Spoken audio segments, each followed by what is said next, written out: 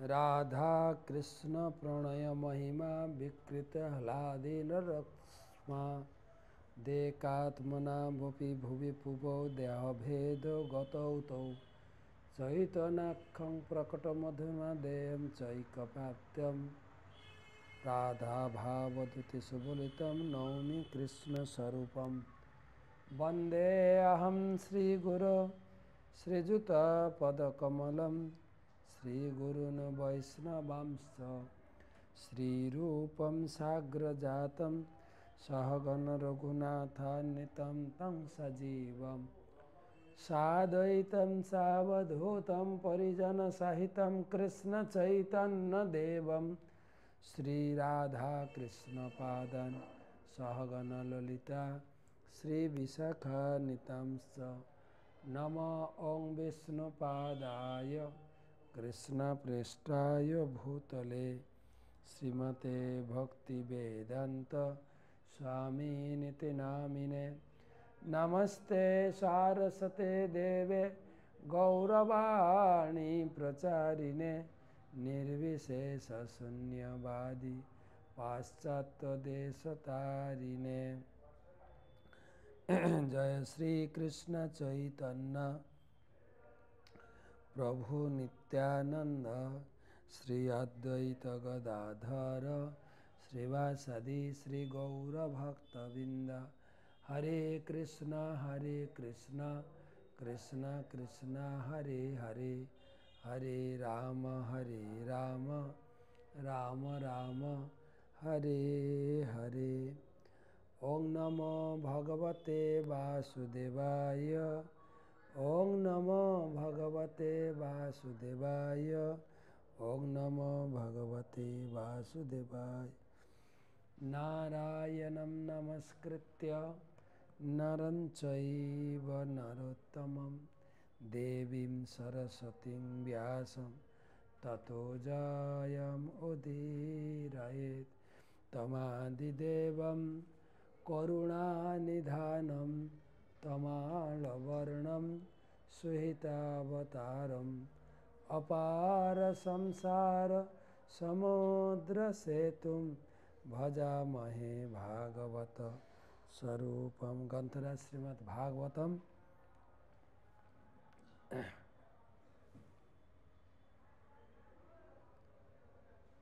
पंचम स्कंधे चतुर्थ अध्याय पंचदश श्लोक। आज के होच्छे आमादेर 1013तम भागवत रसमाधुरी सेमिनारे उपस्थित समस्त भक्तमंडल के जानाई आंतरिक प्रीति शुभेच्छा एवं अभिनंदन। गुरुर चरणे प्रणाम निवेदन करे तार अहेतुकी कृपा आशीर्वाद प्रार्थना करी।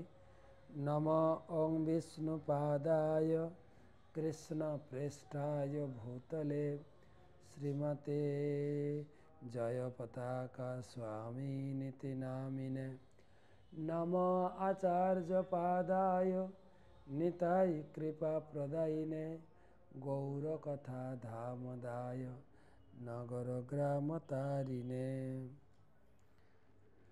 भागवत महत्व नित्यं भागवतम जस्तु पुराणं पठते नर प्रत्यक्षरं भवेत् तस्य कपिला दानजम फलम। प्रतिदिन गीता पाठ करले कपिला गोदानेर फल लाभ है। प्रतिदिन भागवत पाठ करले। तो आज के भागवत पाठ 15 नंबर श्लोक। जत जत्शीर्णचरितम तत्तदनुवर्तते लोकः। महत व्यक्तिरा जेभावे आचरण करें साधारण मानुष तार अनुकरण करें। ऋषभदेव महाराज तार निजे आचरणेर द्वारा जगत के तिनी शिक्षा दिएছিলেন। तात्पर्य এই प्रकार একটি শ্লোক भगवत गीतातेও पाওয়া যায়। मानव समाजे एक श्रेणीर मानुषेर वैदिक निर्देश अनुसारे यथार्थ शिक्षा लाभ करे सुयोग्य ब्राह्मण हवा नितान्त आवश्यक। तार निम्न स्तरेर वर्णेर अर्थात क्षत्रिय वैश्य शूद्रदेर सेई आदर्श व्यक्तिदेर काछे शिक्षा ग्रहण करा उचित। तार फले सकलेई परम चिन्मय पद प्राप्त हये জড় জগতের বন্ধন থেকে মুক্ত হতে পারে। শ্রীকৃষ্ণ স্বয়ং এই জড় জগৎকে দুঃখালয়ম অশাশ্বতম অর্থাৎ অনিত্য এবং দুঃখ দুর্দশায় পূর্ণ একটি স্থান বলে বর্ণনা করেছেন। দুঃখ দুর্দশার সঙ্গে বোঝাপড়া করলেও কেউই এখানে চিরকাল থাকতে পারে না। জড় জগৎ এই জড় দেহটি একসময় না একসময় ত্যাগ করে আমাদের অন্য আরেকটি দেহ ধারণ করতে হবে এবং সেই দেহটি যে মানুষের হবে সে সম্বন্ধে কোনো নিশ্চয়তা নাই। জড়দেহ পাওয়া মাত্র এই জীব দেহভৃত অর্থাৎ দেহী হয়ে যায়। তাকে নানা রকম পরিস্থিতির সঙ্গে বোঝাপড়া করতে হয়। মানব সমাজের নেতাদের আদর্শ হওয়া কর্তব্য যে তাদের অনুসরণ করে মানুষ যেন জড় জগতের বন্ধন থেকে মুক্ত হতে পারে। তো এখানে আলোচনা করা হচ্ছে যে ঋষভদেব মহারাজের ব্যক্তিগত আচরণ সারা জগৎকে প্রভাব ফেলেছিল। তো আজকে আমরা দ্বিতীয় অধ্যায় আলোচনা করব। আর প্রথমে দ্বিতীয় অধ্যায়ের মাহাত্ম্যটা পড়ে নিই।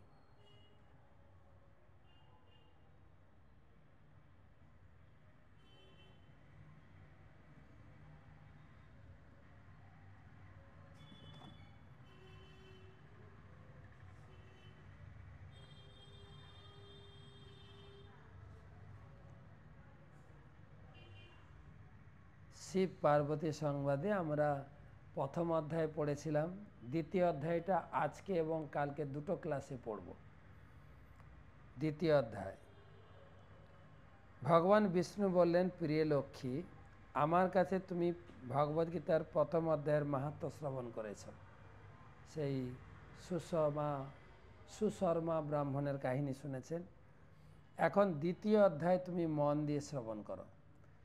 কোনো এক সময়ে দক্ষিণ দেশের পান্ডারপুর শহরে দেবশ্যাম নামে এক পণ্ডিত ব্রাহ্মণ বাস করতেন। তিনি সব রকম হোম কার্য সম্পাদন সক্ষম ছিলেন। আতিথেয়তার গুরুত্ব তিনি বুঝতেন। তিনি তার কাজের দ্বারা সকল দেবদেবীকে তুষ্ট করতেন, কিন্তু মনে তার কোনো সুখ ছিল না। আত্মার সঙ্গে পরমাত্মা সম্পর্কিত জ্ঞান লাভে তার বাসনা ছিল।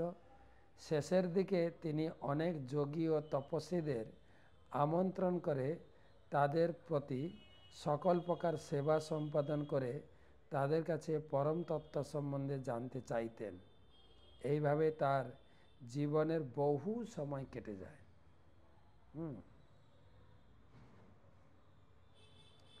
পান্ডারপুরে দেবশ্যাম নামে এক পণ্ডিত ব্রাহ্মণ। একদিন ভ্রমণকালে তিনি দেখলেন এক যোগী তার নাসিকাগ্রের অগ্রভাগে দৃষ্টি নিক্ষেপ করে পদ্মাসনে গভীর ধ্যানমগ্ন হয়ে আছেন। দেবশ্যাম বুঝতে পারলেন যে এই যোগী সম্পূর্ণ শান্তিপ্রিয় এবং জড়বাসনা শূন্য।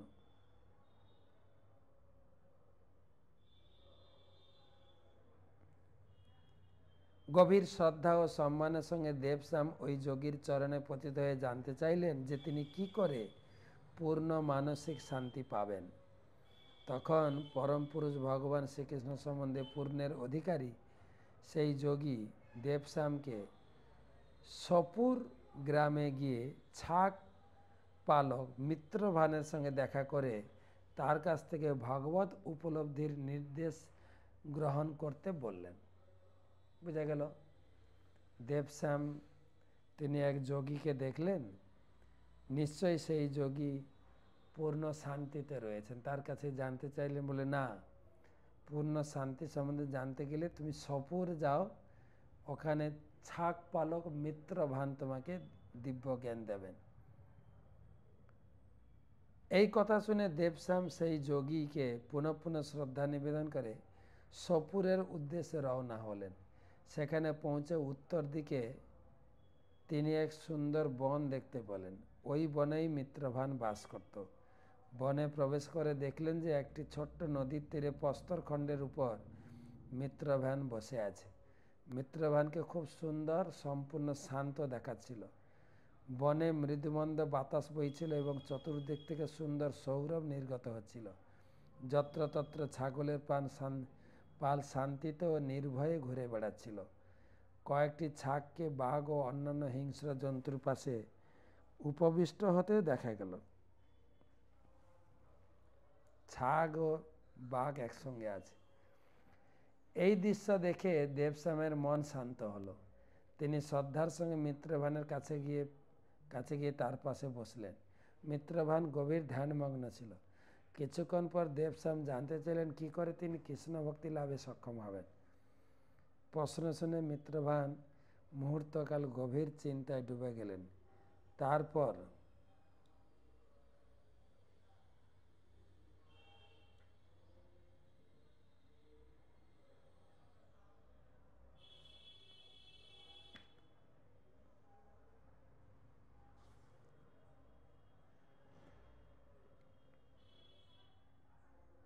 উত্তর দিলেন, হে প্রিয় পণ্ডিত দেবশ্যাম, একদা বহু পূর্বে আমি যখন ছাগ চড়াচ্ছিলাম, সেই সময় একটি ভয়ঙ্কর বাঘ আমার ছাগলের পালকে আক্রমণ করে। আত্মরক্ষার জন্য সমস্ত ছাগল এদিক ওদিক দৌড়াতে শুরু করলো। বাঘের ভয়ে আমিও ছুটলাম। কিছু দূর গিয়ে তাকিয়ে দেখলাম এক নদীর পাড়ে বাঘটি আমার একটি ছাগলকে ধরে ফেলেছে। ঠিক তখনই একটি অদ্ভুত ও আশ্চর্যজনক ঘটনা ঘটল। বাঘটি তার সমস্ত ক্রোধ ও ছাগ ভক্ষণের ইচ্ছা হারিয়ে ফেলল। তখন ছাগটি বাঘকে প্রশ্ন করলো, তুমি তোমার খাদ্য পেয়েও কেন আমাকে ভক্ষণ করছো না? অবিলম্বে আমাকে হত্যা করো, মহাতৃপ্তিতে আমার মাংস ভক্ষণ করো, তুমি দ্বিধা করছো কেন?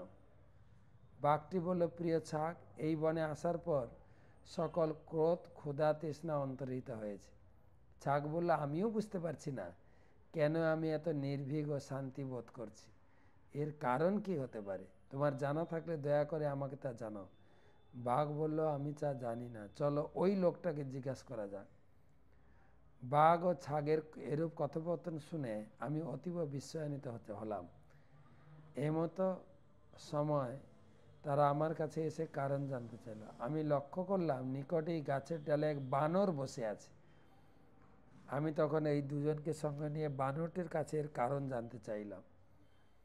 গভীর শ্রদ্ধার সঙ্গে বানরটি বলল, শোনো, আমি তোমাকে এক পুরানো গল্প শোনাচ্ছি। এই বনে ঠিক তোমার সামনে একটা বড় খুব মন্দির আছে।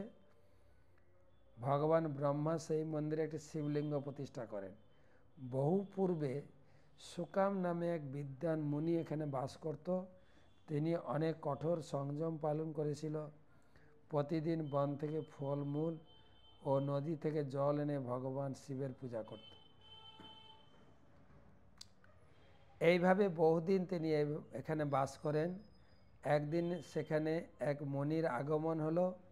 তখন সুকাম ফল ও জল দ্বারা মুনিকে ভোজন করালেন।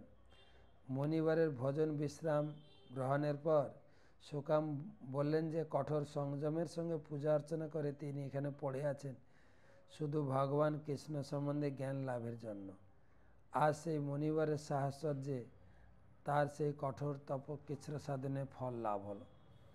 সুকামের বিনয়পূর্ণ কথা শুনে মুনিবার যথেষ্ট প্রীত হলেন এবং একটি প্রস্তরখণ্ডে ভগবদ্গীতার 2য় অধ্যায় লিপিবদ্ধ করলেন। সুকামকে তিনি সেই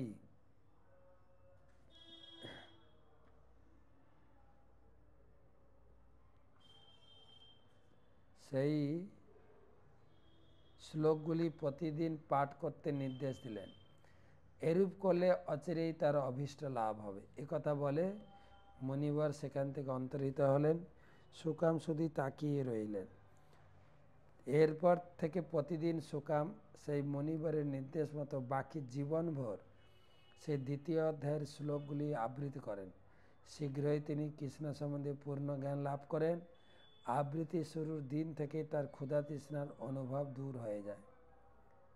এই স্থানে তার সেই কঠোর সংযম ও ভক্তিপূর্ণ ক্রিয়াদি সম্পদের জন্য সে যে এখানে পদার্পণ করে ক্ষুধা তৃষ্ণা অনুভব বিদূরিত হয়, অবিলম্বে তার পূর্ণ শান্তি লাভ হয়। মিত্রভান বলল, প্রিয় দেবশ্যাম, বানরটি তার অত্যাশ্চর্য কাহিনী শেষ করার পর আমি সেই বাঘ ও ছাগলের সঙ্গে মন্দিরে গেলাম। সেখানে আমরা পাথরের উপর ভগবদ্গীতার 2য় অধ্যায় লিপিবদ্ধ আছে দেখলাম। প্রতিদিন আমরা সেই শ্লোকগুলি আবৃত্তি করতে লাগলাম। এইভাবে আমরাও অচিরেই কৃষ্ণ ভক্তি লাভে সক্ষম হয়েছিলাম। প্রিয় ব্রাহ্মণ, তুমিও ভগবদ্গীতার 2য় অধ্যায় পাঠ করতে শুরু করো, তবে তুমিও শীঘ্রই ভগবান শ্রীকৃষ্ণের করুণা লাভ করবে। 2য় অধ্যায় পাঠ করলে পূর্ণ জ্ঞান লাভ হবে, ক্ষুধা তৃষ্ণা ক্লান্তি দুঃখ সব দূরীভূত হয়ে যাবে। ভগবান বিষ্ণু বললেন, প্রিয় লক্ষ্মী, এভাবে দেবশ্যাম মিত্রভানের কাছ থেকে জ্ঞান লাভ করেন। সেই মহাত্মা আরাধনা করে তিনি পাণ্ডারপুরে ফিরে গিয়ে প্রতিদিন 2য় অধ্যায় আবৃত্তি করেন। তাছাড়াও পাণ্ডারপুরে যে কেউ গেলেই তিনি তাকে শ্লোকগুলি আবৃত্তি করে শোনান। এইভাবে দেবশ্যাম পরম পুরুষ শ্রীকৃষ্ণের পাদপদ্ম লাভ করেছিলেন। প্রিয়তমা লক্ষ্মী, ভগবদ্গীতার 2য় অধ্যায় এই হলো মাহাত্ম্য। ব্রাহ্মণ তিনি কঠোর তপস্যা করে তিনি 2য় অধ্যায় কি বলে বেদের জ্ঞান লাভ করতে চেয়েছিলেন এবং তিনি এক যোগীকে দেখলেন। যোগী নির্দেশ করলেন, দেবশ্যামের যোগী নির্দেশ করলেন, তুমি অমুক জায়গায় মিত্রভানের কাছে যাও। মিত্রভান তার জীবনের কাহিনী শোনালেন। কাহিনী শুনে সেই বানর তাকে নির্দেশ করলেন এই জায়গায় কি ঘটনা ঘটেছিল না, নিয়মিত এক সাধু 2য় অধ্যায় পাঠ করেছিল, যার ফলে এই জায়গায় এসে উপস্থিত হলে ক্ষুধা তৃষ্ণা জ্বালা যন্ত্রণা থেকে মুক্ত হওয়া যায়। 2য় অধ্যায় পাঠ করি। 2য় অধ্যায় সাংখ্যযোগ। আপনাদের মনে আছে অর্জুনকে গালে হাত দিয়ে প্রথম অধ্যায়ের শেষে আমরা বসিয়ে রেখেছি। গীতা সুগীতা কর্তব্য কিমন্নৈ শাস্ত্র বিস্তরৈ যা স্বয়ং পদ্মনাভস্য মুখ পদ্মাৎ বিনিসৃতম। তো 2য় অধ্যায় শুরু করছি। সঞ্জয় উবাচ তং তথা কৃপয়াবিষ্টম অশ্রুপূর্ণাকুলেখনম বিষিদন্তম ইদম বাক্যম উবাচ মধুসূদন। সঞ্জয় বললেন, অর্জুনকে এইভাবে করুণাদ্র ব্যাকুল ও অশ্রুসিক্ত দেখে মধুসূদন শ্রীকৃষ্ণ এই কথাগুলি বললেন। অর্জুন গালে হাত দিয়ে ধনুর্বাণ ত্যাগ করে বসে পড়েছেন। ভগবান এটা মানতে পারেননি। ভগবান ধাতানি দিয়েছেন। শ্রী ভগবানুবাচ কুতস্তাকস্মালমিদম বিষমে সমুপস্থিতম অনার্যম জুষ্টম আসর্গম অকর্ম অকীর্তিকরম অর্জুন। ভগবান বললেন, অর্জুন, তুমি না ক্ষত্রিয় যুদ্ধ করতে এসছো, কিন্তু যুদ্ধ করতে এসে তোমার ভিতরে এই ধরনের দয়া গ্লানি কোথা থেকে আসছে? হ্যাঁ, এটা তো ক্ষত্রিয়ের স্বভাব না। এর ফলে তুমি অনার্য, লোকে তোমাকে ক্ষত্রিয় বলবে না। ক্ষত্রিয় মানে সংগ্রাম আর অস্বর্গ। তোমার এই দয়া দাক্ষিণ্য তোমাকে ঊর্ধ্বগতি করবে না, স্বর্গে নিয়েও যাবে না। অকর্তিম আর অকীর্তি, তোমার বদনাম হবে। 3টা জিনিস বলেছেন, অনার্য, অস্বর্গ, অকীর্তি। এগুলো মাঝখানে ডিটেলস আলোচনা হবে। ক্লৈবমাস্মগম পার্থ নৈতৎ উপপদ্যতে ক্ষুদ্রম হৃদয় দৌর্বল্যম তত্তিষ্ঠ পরন্তপ। হে পার্থ, এই হানিকর ক্লিপত্যের বশীবর্তী হইও না। এই ধরনের আচরণ তোমার পক্ষে অনুচিত। হে পরন্তপ, হৃদয়ের এই ক্ষুদ্র দুর্বলতা পরিত্যাগ করে তুমি উঠে দাঁড়াও। ওরা ক্ষত্রিয় যুদ্ধ করতে এসে এখানে নাকি কান্না শুরু করেছে। তুমি কি ক্ষত্রিয় না শূদ্র না ক্লৈব? ক্লৈব মানে হিজড়া, না পুরুষ না স্ত্রী। তুমি না ক্ষত্রিয়, ক্লৈবের মতো আচরণ করছো কেন? হ্যাঁ, নপুংসের মতো আচরণ করছো কেন? দেখেন, এই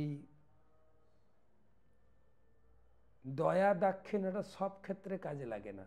অর্জুনের এই দয়া দাক্ষিণ্যকে ভগবান সাপোর্ট করেননি। অর্জুন উবাচ কথং ভীষ্ম অহম সংখ্যে দৃঢ়ম চ মধুসূদন ইসুবিপতি যৎস্যামি পূজারহার অরিশোধন। যখন 3 নম্বর শ্লোকে পরন্তপ বলে সম্বোধন করেছেন, অর্জুন বলেছেন ঠিক আছে, তুমি আমাকে পরন্তপ শত্রু নিধনকারী বলে ঘোষণা করলে, কিন্তু এরা তো আমার শত্রু না, এরা তো আমার আত্মীয় স্বজন, এদের সঙ্গে আমি কেন যুদ্ধ করব? গুরুন হত্যা হি মহানুভাবান শ্রেয় ভক্ত ভৈক্যমপিহ লোকে হত্যার্থ কামাস্ত গুরু ন হৈব ভঞ্জীয় ভোগান রুধির্পদিগ্ধান। আমার মহানুভাব গুরুবর্গের জীবনের বিনিময়ে এই জগৎ ভোগ করার আমার ইচ্ছা নেই, বরং আমি ভিক্ষা করে জীবন ধারণ করব, তথাপি এদের সঙ্গে আমি যুদ্ধ করব না। না চৈতদ্বিদ্ম কতরন্ন গরীয় যদ্বা জয়েবা যদি বা ন জয়েয়ু জানেব হত্যা ন জিজিবিষামস তেহ অবস্থিতা প্রমুখে ধাত রাষ্ট্রা। তাদের জয় করা শ্রেয় না তাদের দ্বারা পরাজিত হওয়া শ্রেয়, আমি বুঝতেই পারছি না। প্লিজ আমাকে গাইড করো। কার্পণ্য দোষ পহত স্বভাব পৃচ্ছামি তাং ধর্ম সমূঢ় চেতা যৎশ্রেয় সন্নিশ্চিতং ব্রোহি তন্মে শিষ্যস্তে অয়ম সাধি মাম তং প্রপন্যম। কার্পণ্য দোষিত দুর্বলতার প্রভাবে আমি কিং কর্তব্য বিমূঢ় আছি। কৃপণ দোষ, কৃপণ দোষ মানে জানেন, যে কেবল নিজের ইন্দ্রিয় তৃপ্তি বোঝে। এখানে অর্জুন সে তার নিজের আত্মীয় স্বজনের ভিতরে তার স্নেহ ভালোবাসা মমতাটা জড়িয়ে গেছিল। সে বৃহৎ স্বার্থে আত্মীয় স্বজনের সঙ্গেও যুদ্ধ করতে চাইছে না। তাই আমার কৃপণ দোষের দরুন আমি তোমার শিষ্যত্ব বরণ করছে, তুমি আমাকে গাইড করো, আমার কি করা উচিত কি করা উচিত নয়। আমি তোমার চরণে শিষ্যত্ব বরণ করছি। অর্জুনের দীক্ষা হলো নহি প্রপশ্যামি মমাপনুদ্যাত যৎশোকমুচ্ছ্বসনম ইন্দ্রিয়াণম অবাপ ভূমাপসপত্নমৃদ্ধম রাজ্যম সুরাণানপি চাধিপত্যম। আমাকে দীক্ষা দাও, শিক্ষা দাও, কেননা আমি যে সংসার ক্লিষ্ট আত্মীয় স্বজনের মোহর বসে যে কষ্ট জর্জরিত হচ্ছি, তার থেকে আমাকে উদ্ধার করো দীক্ষা দান করে। দীক্ষা এবং শিক্ষা দিয়ে। সঞ্জয় উবাচ এবন্মুক্তা হৃষিকেশ হৃষিকেশম গূঢ়াকেশ পরন্তপ ন যৎস ইতি গোবিন্দম উক্তা তূষ্ণীং বভূবুঃ।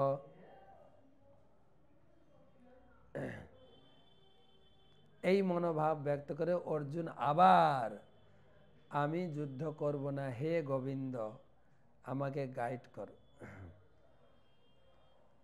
তমুবাচ হৃষিকেশ প্রহসন্নিব ভারত সেনয়োর উভয়োর মধ্যে বিষিদন্তম ইদম বচ। ভগবান কৃষ্ণ মুচকি হাসলেন, অর্জুন তুমি এতক্ষণ এত বড় বড় লেকচার দিলে, কিন্তু প্রকৃতপক্ষে তুমি পণ্ডিত না। কেন? শ্রী ভগবানুবাচ, এই প্রথম ভগবান গীতার জ্ঞান দেওয়া শুরু করলেন। শ্রী ভগবানুবাচ অশোচানাম অনুশোচস্তম প্রজ্ঞাবাদাংশ্চ ভাষসে গতাসুন গতাসুংশ্চ নানুশোচন্তি পণ্ডিতা।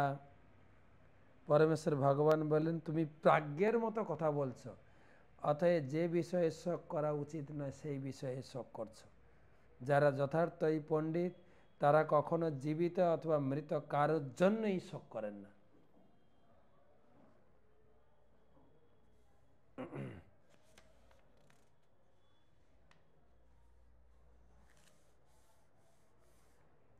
নতে বাহম জাতো নাসম নতম নেমে জনাধিপা ন চৈব ন ভবিষ্যাম সর্বে বয়মতঃ পরম।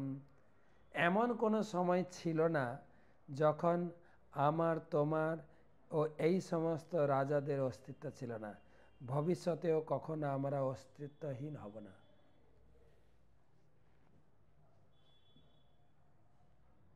আর যারা পণ্ডিত তারা এই দেহত্যাগে মোটেই দুঃখ পায় না। তুমি তো পণ্ডিতের মতো কথা বললো, অবশ্য কান্নাকাটি করছো আমার আত্মীয় স্বজন না মারা যাবে।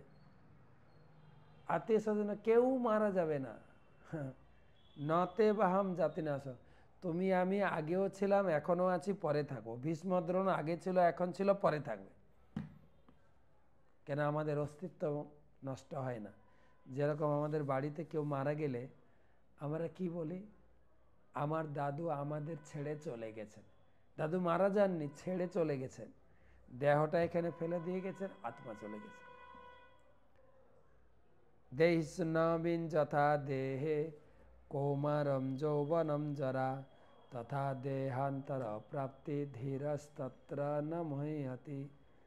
শরীর যেরকম কৌমার, যৌবন, জরা, শিশু, বাল্য, পৌগণ্ড, কৈশোর, যুবক, তারপরে তো বৃদ্ধ হবেই। এমন নয় যে আগেকার দিন লোকে বৃদ্ধ হতো, অনেক কসমেটিক্স ছিল না, এখন যত কসমেটিক্স বেরিয়েছে আমরা বৃদ্ধ হব না। না, নিয়ম চেঞ্জ করা যাবে না। বরং আগেকার দিনের লোক এত ধরনের কেমিক্যাল কসমেটিক্স না ইউজ করলেও তারা তরতাজা শক্ত সামর্থ্য ছিল। আর আমার তো বিভিন্ন প্রকার কসমেটিক ইউজ করতে করতে শরীরের অবস্থা খারাপ। তাই দেহ যেরকম কৌমার, যৌবন, জরাতে পরিণত হয়, ঠিক সেই রকম আত্মাও এক সময় এই শরীরটা নষ্ট হলে তাকে ছেড়ে দেবে, অন্য শরীর ধারণ করবে। সুতরাং ভীষ্ম দ্রোণে তো কেউ মারা যাবে না, শরীরটা চেঞ্জ হবে। তখন বলতে পারে তাহলে আমরা কাঁদবো না, বাবা আরেকটা শরীর লাভ করবে, তো বাবা যে এই শরীর ছেড়ে চলে যাবে, এটা দুঃখ তো হবেই। তখন ভগবান বলছেন মাত্রা স্পর্শাস্তু কৌন্তেয় শীতষ্ণ সুখ দুঃখদা আগম পাইন অনিত্যম তাম তিতিক্ষস্য ভারত। সহ্য করো, কিছু করার নেই, সহ্য করো। জংহীন ব্যথয়ন্তে তে পুরুষং পুরুষার্ষব সম দুঃখম সুখম ধীরম স্বমৃতত্বায় কল্পতে। হে পুরুষার্ষব, যে জ্ঞানী ব্যক্তি সুখ ও দুঃখের দ্বারা বিচলিত না হয়ে উভয় অবস্থাতেই অপরিবর্তিনে থাকেন তিনি মুক্তি লাভের অধিকারী। সহ্য করতে, সইলে যে সহে সে রহে। সহ্য করো, কারো দেহ থেকে কান্না না করে সহ্য করো। না শত বিদ্যত ভাব না ভাব বিদ্যত শত উভয়েরপি দৃষ্টানন্ত তত্ত্বদর্শিভি। তত্ত্বদ্রষ্টাগণ সিদ্ধান্ত করেছেন অনিত্য জড় বস্তুর স্থায়ী নেই, এই জড় দেহটা স্থায়ী নেই, এ নষ্ট হবে। আর নিত্য বস্তুর বিনাশ নেই, এটা সিদ্ধান্ত হয়েছে।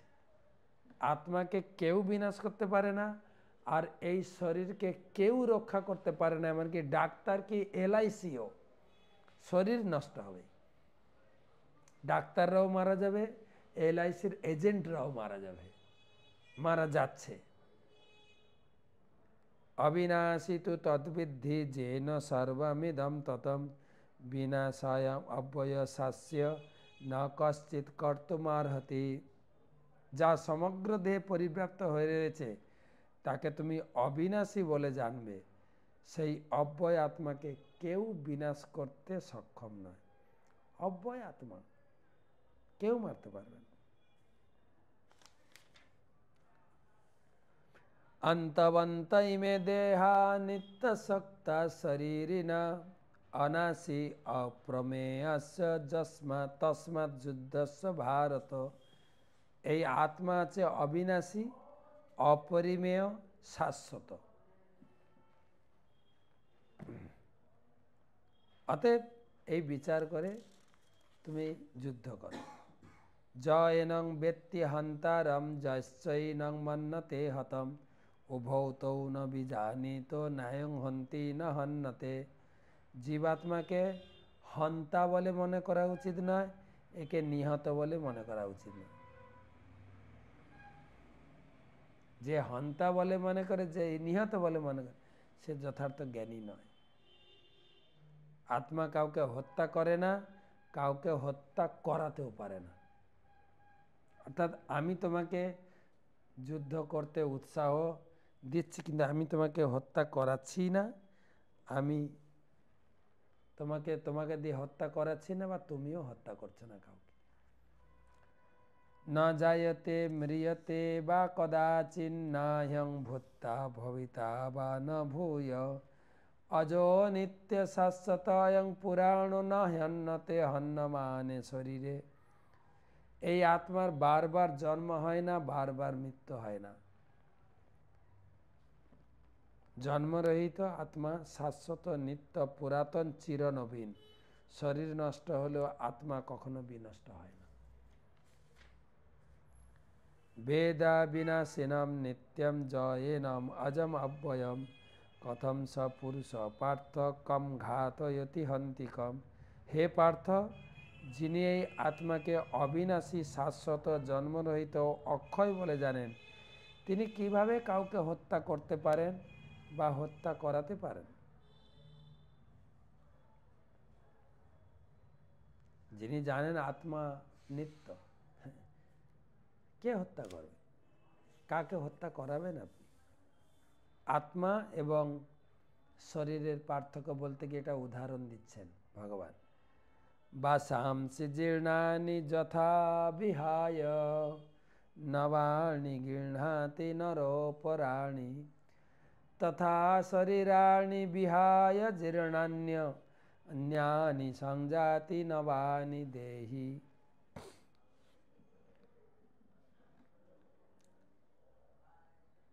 জীর্ণ বস্ত্র আর নতুন বস্ত্র। আমরা যখন বস্ত্র পরিবর্তন করি, এই জামা কাপড় পরেছি, এটা পুরানো হয়ে গেছে, ছিঁড়ে গেছে, ফেলে যদি নতুন জামা কাপড় পরি, তাতে আনন্দ হয় না দুঃখ হয় বলেন? আনন্দ হয়। ঠিক এই শরীরটা হচ্ছে আত্মার পোশাক। যখন এটা অকেজ হয়ে যাবে, নষ্ট হয়ে যাবে, ফেলে দিয়ে আরেকটা শরীর ধারণ করবে। এতে দুঃখ করার কি আছে? দুঃখ করার কিছু নেই। কত সুন্দর উদাহরণ। সহজভাবে ছোট শিশু থেকে শুরু করে বুড়ো বুড়ি পর্যন্ত নতুন কাপড় এনে দিলে কি দুঃখ লাগে না আনন্দ লাগে? বলুন। আনন্দ লাগে। আমি নতুন জামা কাপড় পরেছি। নাকি বলবেন আমার পুরানো শাড়িটা ভালো ছিল, এটা কেন দিলে গো? না তো। ঠিক ভগবান বুঝাচ্ছেন, এই শরীরটাও ভীষ্মদেব বুড়ো হয়ে গেছে, এই বুড়ো শরীর ত্যাগ করে একটু নতুন শরীর ধারণ করবে। দুঃখ করার তো কিছুই নেই। নৈনম চিন্তান্তি শাস্ত্রাণি, এবারে শেষের দিকে আত্মতত্ত্ব। নৈনম চিন্তান্তি শাস্ত্রাণি নৈনম দহতি পাবক ন চৈনং ক্লেদন্তাপ ন শশৈতি মারুত। এই আত্মাকে অস্ত্র দিয়ে কাটা যায় না, আগুনে পোড়ানো যায় না, জলে ভিজানো যায় না, বায়ুর দ্বারা শুকানো যায় না। अच्छेद्ययम अतजयम अक्लेद्ययम अशस्य एव च नित्य सर्वगत स्थानु अचलयम सनातन। এই আত্মা অচ্ছেদ্য, অদাহ্য, অক্লেদ্য, অশস্য। আত্মা চিরস্থায়ী, সর্বব্যাপ্ত, অপরিবর্তনীয়, অচল ও সনাতন।